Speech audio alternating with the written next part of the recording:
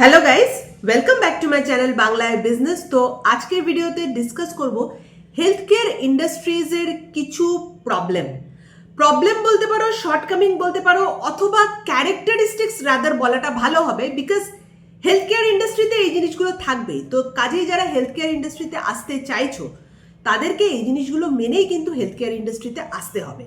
এই ভিডিওটা বিশেষ করে কেন বানানো কারণ হচ্ছে প্রচুর স্টুডেন্টস হসপিটাল ম্যানেজমেন্ট নিয়ে পড়াশুনো করতে আসছে, হসপিটাল ম্যানেজমেন্ট নিয়ে পড়াশুনো করছে, আর তারপর তারা যখন অ্যাকচুয়ালি একটা হসপিটাল বা একটা মেডিকেল ইনস্টিটিউশনে কাজ করতে যাচ্ছে তাদের সামনে কিন্তু অনেকগুলো চ্যালেঞ্জেস চলে আসছে, and this challenges are very common in any medical profession.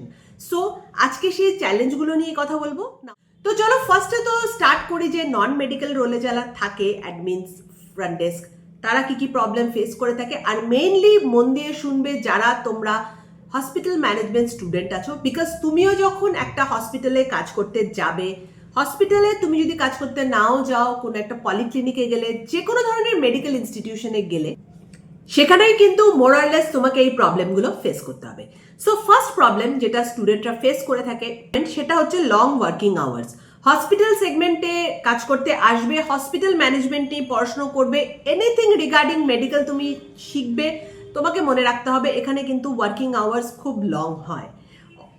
8 আওয়ার্সের shift হয়তো তোমাকে বলে নেওয়া হবে, জেনারেলি কোথাও 8 আওয়ার্সের শিফট হয় না, 9 to 10 আওয়ার্সের শিফট হয়, অ্যান্ড সেখানে 10 ঘন্টা 12 ঘন্টা তোমাকে কাজ করতে হতেই পারে।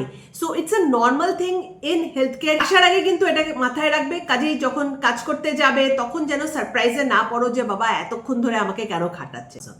সেকেন্ড, হসপিটাল ইন্ডাস্ট্রির এটা একটা বড় প্রবলেম যেটা হয় যে যতই ভালো তুমি কাজ করো না কেন, আর স্পেশালি যারা ফ্রেশার্স তারা এই প্রবলেমটা ফেস করে, যতই ভালো তুমি কাজ করো না কেন, তুমি হয়তো সব কাজ ঠিকঠাক করে করছো, তোমার হয়তো কাজে কোনো প্রবলেম নেই, still there is a mismanagement. Patient হয়তো স্যাটিসফাইড না কেউ তোমার উপর চিৎকার করছে, তোমার বস বলছে যে তোমার কাজ ঠিক করে হচ্ছে না। See actually what happens, hospital একটা এমন জায়গা না, সেখানে সবাই খুব স্ট্রেসড আউট থাকে। যেই পেশেন্টই হসপিটালে যায় সে একটা স্ট্রেসফুল সিচুয়েশনে যায়। যারা হসপিটালে কাজ করে তারা কিন্তু আন্ডার স্ট্রেস কাজ করে। কাজে এই জায়গাটাতে সবসময় যে সব পেশেন্টকে তুমি ভালো করে কাজ করে স্যাটিসফাই করতে পারবে তার কিন্তু কোনো মানে নেই। তার জন্যই দেখা যায় যে high level of dissatisfaction despite of doing everything, and this is very common in any hospital, in any health care setting. So যারা স্টুডেন্ট তারা নিজেদেরকে মেন্টালি প্রিপেয়ার করে নেবে যে তোমার ডিউটি তুমি গিয়ে ভালো করে করবে, বাট সবসময় যে কাজটার জন্য তুমি খুব ভালো রেকগনিশন পাবে বা খুব একটা বিশাল জব স্যাটিসফ্যাকশন পাবে সেটা কিন্তু হবে না। থার্ড একটা প্রবলেম হসপিটাল সেগমেন্টে সবাই এটা ফেস করে থাকে, দ্যাট ইজ, অনেকে আমাকে বলেওছে এই ব্যাপারটা নিয়ে, অনেকে কমেন্টে লিখেছে কোনো রেসপেক্ট নেই। সি ইটস এ ফিলিং, কোনো রেসপেক্ট নেই এই জবের, বাট যদি লং টার্মে দেখতে পারো সেখানে রেসপেক্ট আছে। আর এই ফিলিংটা কেন আসে যে একটা কাজে, যে আমি একটা কাজ করছি সারাদিন বসে একটা জায়গায় খাটছি কিন্তু সেখানে আমি কোনো রেসপেক্ট পাচ্ছি না, বিকজ অফ ওয়ান থিং। যখন ধরো একটা সার্জারি হয়, সেই সার্জারিটা ধরো সাকসেসফুল হয় বা একটা পেশেন্ট হসপিটাল থেকে কিওর্ড হয়ে বেরোয়, তখন জেনারেলি লোকে যেটা বলে থাকে আর কি, যে ডক্টর আছে সে দারুণ একটা সার্জারি করেছে, যে নার্সেস আছে তাদের টিমটা খুব ভালো কোঅর্ডিনেট করেছে। তো ক্রেডিবিলিটি পার্টটা কিন্তু সবসময় মেডিকেল টিম নিয়ে চলে যায়, and it's a human thing, এটাতে আমাদের কিছু করার থাকে না। আজকে যদি আমার একটা অসুখ করে, আমি যদি একটা পার্টিকুলার ডাক্তারের কাছে যাই এবং আমি যদি সেরে উঠি, সবসময় আমি বলবো যে আমি অমুক ডাক্তারের কাছে গেছিলাম, আমি সেই ওষুধটা খেয়েছি, আমি সেরে উঠেছি। আমি কিন্তু কোনোদিনও বলবো না এটা যে আমি যে ক্লিনিকটাতে গেছিলাম সেই ক্লিনিকটাতে গিয়ে আমার কতটা ভালো লেগেছে, ডক্টরকে মিট করার আগে আমি যে রিসেপশনে গেছি সে আমাকে কতটা হেল্প করেছে যাতে আমি ডক্টরের কাছে তাড়াতাড়ি পৌঁছে যেতে পারি, যাতে আমার ওয়েটিং টাইম কমে যায়। আফটার মাই কনসালটেশন যে টেস্টগুলো আমাকে দেওয়া হয়েছে, সামনের যে কোঅর্ডিনেটর সে আমাকে কতটা হেল্প করেছে যাতে আমি ইজিলি সেই টেস্টগুলো করে নিতে পারি, আমাকে ডিসকাউন্ট অফার করে হয়েছে, এই কথাগুলো কেউ বলে না। সো এটা মাথায় রাখবে যে এই ইন্ডাস্ট্রির একটা রিয়েলিটি, যেখানে কিনা ফ্রন্টলাইন ওয়ারিয়ার্স যারা আছে, ফ্রন্ট ডেস্কে যারা আছে, অ্যাডমিনে যারা আছে, সাপোর্টিভ রোলসে যারা আছে, তারা খুব একটা ক্রেডিবিলিটি কিন্তু পায় না। সেখানে almost all credibility are taken by the technical persons like doctor, nurses. So যখন হসপিটালে কাজ করতে যাবে এই জিনিসটা কিন্তু মাথায় নিয়ে কাজ করতে হবে, আদারওয়াইজ কি হবে, ফ্রাস্ট্রেশন হবে, মনে হবে যে কোথায় কাজ করতে চলে এলাম, ভালো লাগছে না। বাট এটা হসপিটাল জবের কিন্তু একটা রিয়ালিটি, এটা কিন্তু তোমাদেরকে মাথায় রাখতে হবে। সেকেন্ড, আরেকটা প্রবলেম অনেক সময় হসপিটাল জবে অনেক ফ্রেশাররা ফেস করে থাকে, যেটা হচ্ছে তাদের মনে হয় we are not recognised enough, we are not respected enough, এখানে রেসপেক্ট পাওয়া যায় না, এখানে রেকগনিশন পাওয়া যায় না। এগেন এটা কিন্তু হসপিটাল জবের একটা রিয়ালিটি। জব হেলথ কেয়ারের জবে কেউ রেকগনিশন পায় না। এটা যে কোনো ফ্রেশারের হয়তো মনে হবে যে তোমাকেই পার্টিকুলার রেকগনিশন দেওয়া হচ্ছে না বা তোমাকেই পার্টিকুলার রেসপেক্ট দেওয়া হচ্ছে না। তুমি যদি ব্রড ওয়েতে দেখো, কেউই রেসপেক্ট পায় না, কেউ কিন্তু রেকগনিশন পায় না। সো এই জবটা এরকমই টিপিক্যাল ভাবে চলতে থাকে। আজ থেকে অনেকদিন আগেও এভাবেই চলে এসছে, আর ভবিষ্যতে কিন্তু এভাবেই চলে যাবে। কাজে যদি এই ফিল্ডে আসতে হয়, এই জিনিসগুলোর জন্য কিন্তু মেন্টালি প্রিপেয়ার হয়ে তোমাকে এই ফিল্ডে আসতে হবে। নাও এই ইন্ডাস্ট্রিটার কয়েকটা ভালো এরিয়া বলে দেয়, যেগুলোর জন্য কিনা হেলথ কেয়ার ইন্ডাস্ট্রিতে কারোর কাজ করতে আসা উচিত। ইনফ্যাক্ট ফ্রেশারদের আজকের ডেটে তো বেশি করে আসা উচিত। ফার্স্ট অফ অল তো হেলথ কেয়ার ইন্ডাস্ট্রি এমন একটা ইন্ডাস্ট্রি যেখানে কোনো রকমের কোনো এআই, কোনো টেকনোলজি যাই হোক না কেন এসে এই ইন্ডাস্ট্রিতে খুব বেশি এফেক্ট ফেলতে পারবে না। তার কারণ হচ্ছে, দেখো, যখন একটা মানুষ অসুস্থ হবে, যতই টেকনোলজি থাক, যতই অ্যাডভান্সমেন্ট থাক, তার কিন্তু একটা হিউম্যান কেয়ারের দরকার পড়বে। আর এখানে একটা সবসময় হিউম্যান ইন্টারফেসের দরকার পড়ে। আজকে অন্য জায়গায় হয়তো অটোমেশন হয়ে যেতে পারে, অন্য ফিল্ডে হয়তো অটোমেশন হয়ে যেতে পারে, সেখানে হয়তো কাস্টমার কেয়ার টোটালি অটোমেটেড হয়ে যেতে পারে। বাট একটা হসপিটালে কাস্টমার কেয়ারকে টোটালি অটোমেটেড করা is next to impossible, because এখানে কিন্তু হিউম্যান ইন্টারভেনশন দরকার। বিকজ হসপিটালে যে পেশেন্ট আসছে, যে পেশেন্টের বাড়ির লোকেরা আসছে, এভরিওয়ান ইজ স্ট্রেসড আউট। সেখানে সে একটা এআই এর সাথে কথা বলে সব কিছু করে নেবে বা এআই সব প্রবলেম সলভ করে দেবে, ইটস ভেরি ভেরি ডিফিকাল্ট। কাজেই এখানে কিন্তু চিরজীবন চাকরি পাওয়া যাবে, stability of job is much more than as compare to any other industry.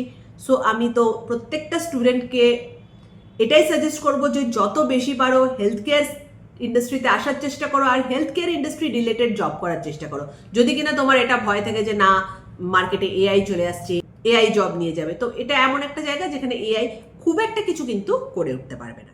Health care ইন্ডাস্ট্রিতে যখন তুমি প্রথম ঢুকবে, it's very difficult to get adjusted with the industry, কারণ ইন্ডাস্ট্রির প্যাটার্নটা একটু অন্যরকম, একটুখানি ডাইসি ফর ফ্রেশার্স।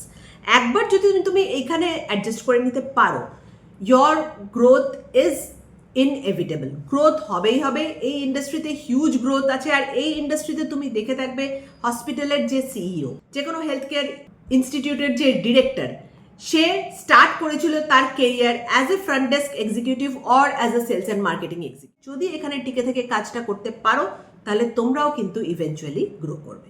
অ্যান্ড আরেকটা জিনিসও বলে দিই, health care is a very respectful job. তুমি যখন কোনো একটা হসপিটালে কাজ করবে বা হেলথ কেয়ারের সাথে কোনো রকমভাবে কোন যুক্ত থাকবে, তুমি দেখবে তোমার আশেপাশে যারা আছে তারা তোমাকে একটা অন্য নজরে দেখবে। তাদের যখন প্রয়োজন পড়বে তারা তোমার সাথে কথা বলবে, তারা তোমাকে কনসাল্ট করবে। এই জিনিসটা এই প্রফেশনে পাওয়া যায়। It's a very respectful profession. এটা তো গেল নন টেকনিক্যাল লোকেদের ব্যাপারে, যে কি কি প্রবলেম তোমরা ফেস করতে পারো। এবার চলে আসি আমি টেকনিক্যাল পার্সন যারা মেডিকেল ফিল্ডে থাকবে, তারা কি কি প্রবলেম ফেস করতে পারে। সো টেকনিক্যাল পার্সনের মধ্যে যারা পড়ে যায় প্রাইমারিলি ডক্টরস, তারপরে নার্সেস আর টেকনিশিয়ানস যারা থাকে তারা। ডক্টরস আর নার্সেস যারা প্রাইমারিলি পেশেন্টকে ফেস করে, তারা যে প্রবলেমগুলো ফেস করে থাকে সেগুলো আগে বলি। একটা প্রবলেম, সেমি প্রবলেম, যেটা প্রত্যেকে কিনা ফেস করে থাকে in any kind of health care segment, that is long duty hours. Again doctors আর নার্সেসদেরও লং ডিউটি আওয়ার্স, এটা একটা প্রবলেম থাকে। ওয়ার্ল্ড ওয়াইড ডক্টর নার্সেসের শর্টেজ আছে, কাজেই লং ডিউটি আওয়ার্স তো হবেই। যেই কিনা এই প্রফেশনে আসছে সে এটা জেনেই আসছে। Second, safety at work. এটা তোমরা সবাই জানো, এখানে ডাক্তারদেরকে মেরে দিচ্ছে, এখানে নার্সদেরকে মেরে দিচ্ছে, এই ধরনের যে ইনসিডেন্টস আমরা মাঝে মাঝেই শুনতে পাই, very common now it is. Security arrangements থাকা সত্ত্বেও এই ধরনের ঘটনা কিন্তু ঘটে। কাজেই এগেন যারা ডক্টর হয়, যারা নার্স হয়, তারা সবসময় এইগুলোর জন্য কিন্তু মেন্টালি প্রিপেয়ার থাকে।